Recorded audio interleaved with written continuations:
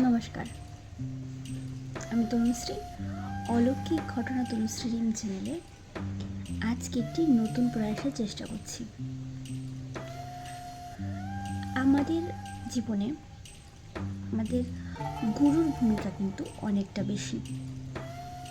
আর আমাদের গুরু আমাদের জন্য বা আমাদের চারিপাশে এরকম একটা পরিবেশ সৃষ্টি করে রাখে যে আমরা কিন্তু ওই সমস্ত বাধা থেকে সবাই বেরোই, কিন্তু আমাদের গুরুর নাম নিয়ে আমরা যেই সমস্ত বাধা বিপত্তি থেকে বাঁচতে পারি সেটা কিন্তু আমি আমি মানে স্পেশালি অনেকবার অনুভব করেছি যে আমার গুরুর নাম নিয়ে কিন্তু আমি অনেক বাধা বিপত্তি থেকে বেঁচে উঠেছি।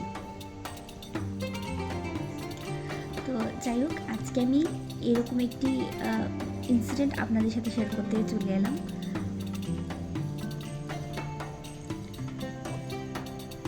আর তার আগে বলে রাখছি, আমার চ্যানেলে যদি কেউ নতুন হয়ে থাকেন তাহলে অবশ্যই লাইক কমেন্ট শেয়ার করতেও ভুলবেন না। ভালো লাগলে চ্যানেলটিকে সাবস্ক্রাইব করে রাখবেন। আর তাছাড়া আমি শ্রী শ্রী রাম ঠাকুরের দীক্ষিত। আমার জীবনে 2016 সাল পর্যন্ত একদম কি বলবো, খুব উপর নিচ এরকম চলছিল। এখনও আছে, এরকম না যে এখন একদম সব কিছু পেয়ে গেছি, এরকম না। তবে সময়টা যে পাল্টে যেতে সময় লাগেনি সেটাই আপনাদের সাথে আমার মেনলি শেয়ার করা। ওই সময়টাতে আমি বুঝতে পারছিলাম না আমি কী করবো না করবো। তখন আমার মা আমার মামনি মেনলি বিশ্বাস করে যে ভগবানের নাম নিয়ে বা ভগবানের সাথে থাকলে যে আমরা কতটা আমাদের যেখানে পৌঁছাবার সেখানে পৌঁছতে পারি, সেটা আমার মামনি কিন্তু খুব বিশ্বাস করে। তো আমার মামনি আমাকে বলছিল যে তুই দীক্ষা নিয়ে, দীক্ষা নেওয়ার জন্য একজন দীক্ষাগুরুর প্রয়োজন। দীক্ষাগুরু কবে আসবেন সেটাও জানতে লাগবে। আমাদের রাম ঠাকুরের যে দীক্ষা দেন ওনাদেরকে মহারাজজি বলা হয়। তো মহারাজজিরা কবে আসবেন না আসবেন সেটা জানা ছিল না। তারপর আমি যেহেতু নাকের জলার এদিকে থাকি, তো বরদোয়ালি মন্দিরে যখন আসে তখন বাবা খবর নিয়ে এসে মামনিকে বলেন। তার আগে আমাদের বাড়িতে পেপার দেখে মামনি কিন্তু জিনিসটা জানতে পারি যে বরদোয়ালি আশ্রমে ঠাকুর আসবেন। আমি যখন দীক্ষা নিতে গেছি, দীক্ষা সবাই নাকি বলেও নিতে পারে না। আমার মার সাথেই মেনলি এরকম হয়েছে, 2-3 বার বলেও দীক্ষা নিতে পারেননি। তবে আমি কিন্তু একবারই দীক্ষা পেয়েছি। তো যেদিন দীক্ষা নেব আগের দিন আমি বটু ছাড়া ফল বা বটুলা ফল এরকম কিছু একটা ছিল, নিয়ে যেতে লাগবে। আমি সেই ফলটা নিয়েছি আমার পাপা কিনে এনে দিয়েছে ফল। আর কিছু নিইনি, একটা ফল নিয়েছি বাস। ওইটা নিয়ে আমি ঠাকুর মন্দিরে যাব দীক্ষা নেওয়ার জন্য। মন্দিরে যাই, গিয়ে যখন বসি, আপনারা তো সবাই কীর্তন শুনেছেন। সবার জীবনে কি এরকম হয়েছে, এরকম কোনো কীর্তন আপনারা শুনেছেন যেটা শুনে এতটা মনোমুগ্ধ হয়ে গেছেন যে উঠার চেষ্টাই উঠার মনে করছে না?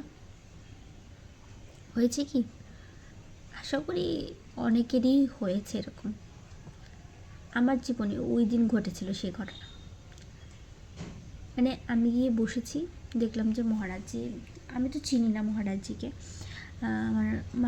আমার মামনি বলছিল যে উনি মহারাজজি, উনি দীক্ষা দেবেন। যিনি দীক্ষা দেবেন উনি নিজে উনি যখন মন্দিরে এসে বসেন তখন ওনাদের তো সম্মান করার একটি ব্যাপার থাকে। ওনাদেরকে ভালো করে পূজা অর্চনা করা হয় সেখানে। তো সেখানে ওনাকেও পূজা করেছিল। ওনাকে পূজা করার পর ওনার গলায় মালা পরানো হয়েছিল, পা ধোয়ানো হয়েছিল, অনেক কিছু করা হয়েছিল। উনিও সেই মুমেন্টে কিন্তু ওনার মানে যেখান থেকে লোকটি আসুক না কেন, আমি জানি না কোথা থেকে এসেছিলো লোকটি, কিন্তু ওনার সেই কীর্তন শুনে মহারাজজি কিন্তু নিজের গলার মালাটা খুলে ওনাকে পরিয়ে দিয়েছিল। এতটা মানে মনোমুগ্ধকর কীর্তন উনি করেছিলেন। আমার লাইফে শোনা ফার্স্ট টাইম এত এত মানে মনোরোচক কীর্তন ছিল সেটা। মনটা আমার একদম মানে কি বলবো, মানে আমি বিশ্বাস করতে পারছিলাম না যে আমি আমি মানে কীর্তন শুনে নিজে একদম মনোমুগ্ধ হয়ে গেছি, সেটা আমি বিশ্বাস করতে পারছিলাম না। তো যাই হোক, সেই কীর্তন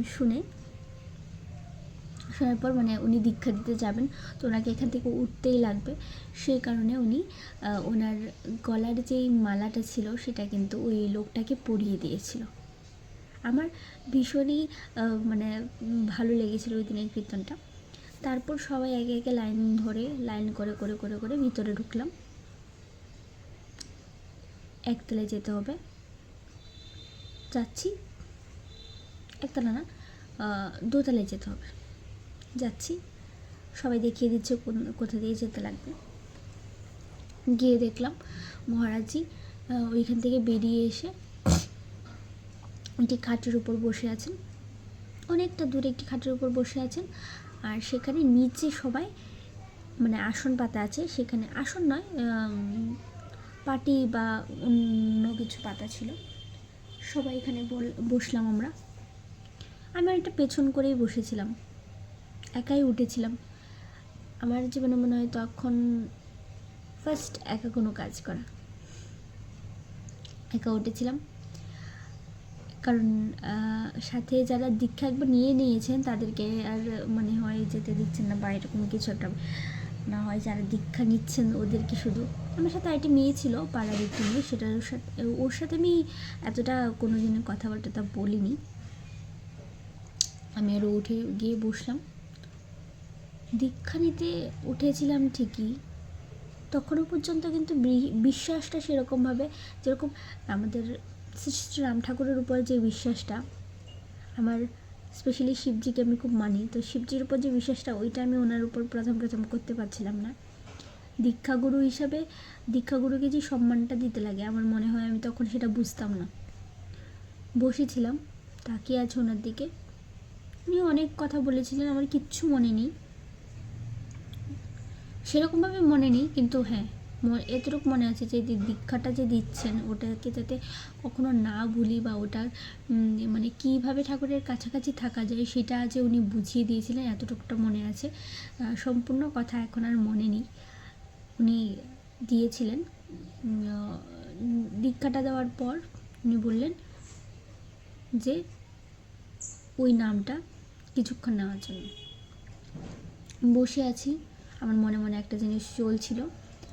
আমি বললাম যে যদি ওই জিনিসটা হয় তাহলে তুমি আমার দিকে তাকাবে। এত লোক বসে আছে না আমার সাথে, প্রায় 60-70 জন লোক আমার সাথে বসে আছে।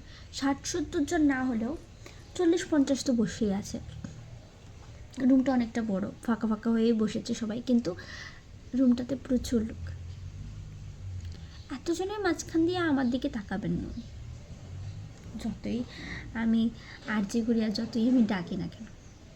কিন্তু ওই মুমেন্টে কিন্তু উনি তোর থেকে আমার কাছে মনে হয়েছিল, আমি যে আরজিটা ওনার কাছে রেখেছিলাম, বা আমি যখন বলেছিলাম যে কাজটা যদি হয় তুমি আমার দিকে একবার তাকাবে, আমার মনে হলো হঠাৎ করে, মানে আমি ওনার দিকে তাকিয়ে আছি, হঠাৎ মনে হলো আমার দিকে উনি একটা চোখ বন্ধ বা একটা চোখ স্থির, আর একটা চোখে উনি আমার দিকে তাকালেন। আমার মনে হলো, খুব খুশি হলাম। বেরোলাম, গিয়ে প্রসাদ নিলাম। আমার মামনি শুক্রবার ছিল, যেহেতু তখন সন্তোষী মার পুজো করতো, তখন মামনি শুক্রবারে কোথাও কিছু খেত না। আমার হাতে একটি আপেল, নামলাম, প্রসাদ নিলাম, নিয়ে তখন আমার পাপার একটা দোকান ছিল মৌচাক ক্লাবের ঠিক উল্টা সাইডে, তো সেখানে বসে আমি প্রসাদটা নিলাম। মন্দির থেকে বেরিয়ে চলে এসেছি, প্রসাদটা নিলাম। আর মামনি কিন্তু ওই দিন আর প্রসাদ পেল না, বাড়িতে চলে এলো। মামনির একটা ইচ্ছে ছিল যে অন্নভোগ যদি পেত, বাড়িতে চলে এলো। মামনি সেই ইচ্ছে থেকেই বাড়িতে এসে বললো যে আমি একটু অন্নভোগও পাইনি, ওরা সবাই মানে কাউকে পাইনি, পুরনো কাউকে পাইনি যারা আমাকে অন্নভোগতে দিতে পারে, এরকম অনেক কিছু উনি বাবাকে জানালো। তো কিছুক্ষণ পরে না, সন্ধ্যার সময় বাবা যখন আসলো, সাথে করে কিন্তু অন্নভোগই নিয়ে এসেছিল। মামনির আশাটাও কিন্তু সেদিন পূর্ণ হয়েছিল। আর ওই 2016 পর থেকে জীবনের যে আমূল পরিবর্তন লক্ষ্য আমি নিজে করেছি, সেটা তখন ছিল না। উঠাপড়া সবার জীবনে থাকে, কিন্তু সামলে নেওয়ার মতো সহ্য বা সামলে নেওয়ার মতো পরিবেশ সবার থাকে না।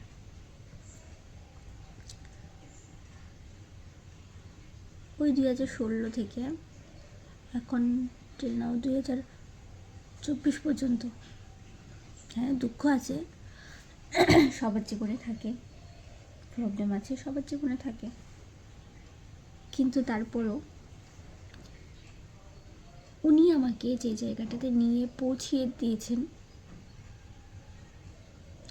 সেই জায়গাটাতে আমার মনে হয় না, আমার স্পেশালি মনে হয় না আমি একা একা যেতে পারতাম বলে। ওই দিন যদি উনি আমাকে এই রাস্তাটা না দেখাতেন, তাহলে আমার মনে হয় না যে আমি যে জায়গাটাতে এখন আছি সেই জায়গাটাতে আমি যেতে পারতাম বলে।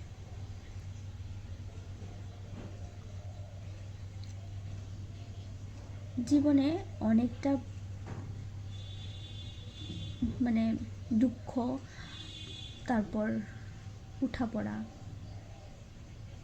ধরুন একজন কিছুই করতে পারছে না, তারপরও করতে পারবেন যদি গুরু সহায় থাকে আপনার জীবনে। রিসেন্টলি একটা ঘটনা আমার সাথে ঘটেছে। আমি চক্রবর্তী নয়না অ্যাস্ট্রোলজার চক্রবর্তী নয়না, যিনি ফেসবুকে এখন সোশ্যাল মিডিয়াতে ভীষণই পপুলার, ওনার একটি পোস্ট দেখে আমি ওনাকে বারবার মেসেজ করছিলাম, এখনও করি মেসেজ, আমি চাই ওনার সাথে একবার কথা বলতে। তো আমি মেসেজ করছিলাম, তারপর ওনার একটি ছোট্ট একটি মন্ত্র উনি বলেছিলেন, ওমকালী, সেটা জপ করার জন্য। জপের যে কতটা মাহাত্ম্য না, সেটা আপনি যে কোনো কিছু শিব শিব শিব শিবই বলো না সারাক্ষণ, সেই পজিটিভ ভাইবসটাই তো আপনাকে অনেকটা কিছু দেবে। সেটার জন্য যে আপনার লাইফটা অনেকটা আপনি যখন পজিটিভ কিছু ভাববেন বা পজিটিভ কিছু করবেন, সেই জিনিসটা আপনাকে এতটা পজিটিভিটি রিটার্ন দেবে আপনি নিজেও ভাবতে পারেন না কতটা পজিটিভিটি রিটার্ন দেবে। আমার চ্যানেলটিতে আমি প্রত্যেকটা সময়, বেশিরভাগ সময় নেগেটিভিটি নিয়েই কাজ করি, আমি ভৌতিক ঘটনা শেয়ার করি বেশিরভাগ সময় আপনাদের সাথে। তবে হ্যাঁ, আমি যতই ভৌতিক ঘটনা শেয়ার করি না কেন, আমি যখন নিজে বুঝতে পারি যে আমি ভৌতিক ঘটনা থেকে এতটা নিজের আষ্টিপৃষ্টি বেঁধে ফেলেছি, যার জন্য আমি নিজে নেগেটিভ হয়ে যাচ্ছি বা আমার নিজেই কিছু প্রবলেম হচ্ছে, তখন কিন্তু আমি ঠিক ওইটা থেকে বেরিয়ে তারপর আমি কিন্তু আবার কিছু পজিটিভিটিকে সাথে রাখার চেষ্টা করি। সেটাই আপনাদেরও বলছি।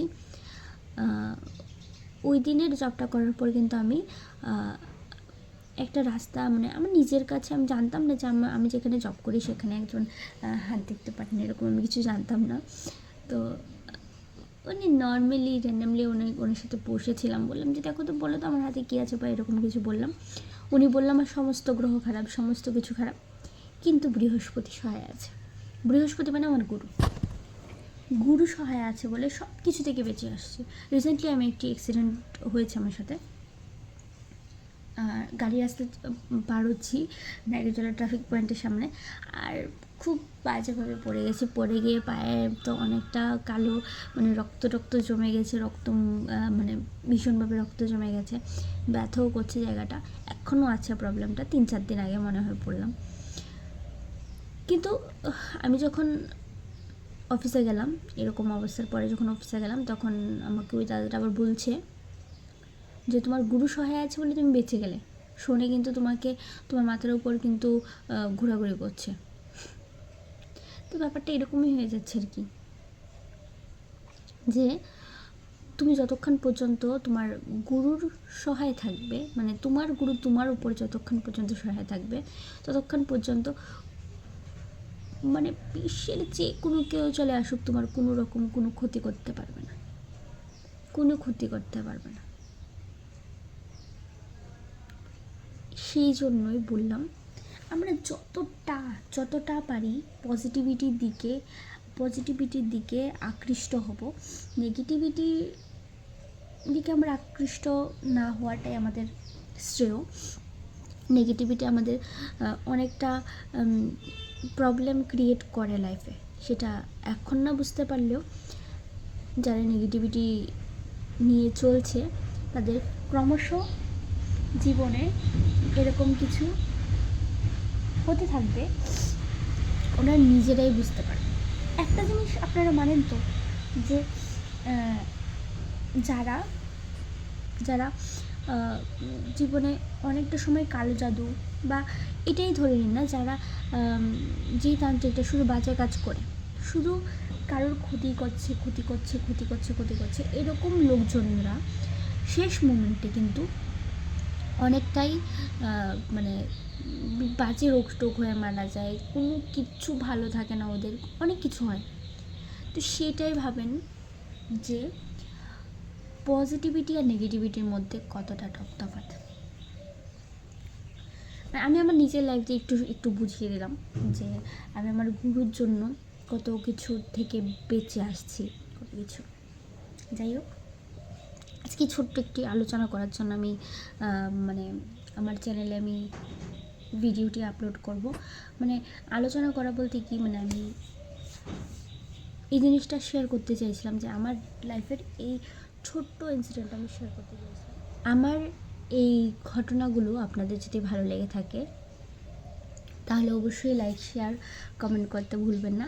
আমার চ্যানেলটি সাথে যদি আরও ঘটনা শুনতে চান বা আরও কিছু যদি আপনাদের লাইফেও কিছু থাকে এটা যদি আমার সাথে শেয়ার করতে চান তাহলে কিন্তু অবশ্যই আমার চ্যানেলের নিচে দেখবেন ডিসক্রিপশানে ফেসবুক আর ইনস্টাগ্রামের লিঙ্ক দেওয়া আছে, সেটাতে গিয়ে কিন্তু আপনারা আমাকে মেসেজ করে জানাতে পারেন আপনাদের ঘটনা। আপনারা যেরকমভাবে চান, হয় কল রেকর্ডিং নয়তো বা আপনাদের ভয়েস রেকর্ডিং, আর নয়তো আপনারা আমাকেও ঘটনাটি বলতে পারেন, আমিও আপনাদের হয়ে শেয়ার করে দিতে পারি।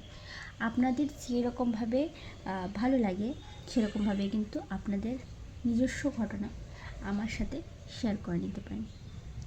শুধু অলৌকিক ভৌতিক ঘটনা নয়, কিছু ঘটনা মানুষের জীবনে এরকমও থাকে যেটা আপনারা এমনিতেও শেয়ার করতে চান, এটাও করতে পারেন। চলুন দেখা হচ্ছে আরও একটি সুন্দর এপিসোড নিয়ে। ততক্ষণ সবাই ভালো থাকুন, টাটা।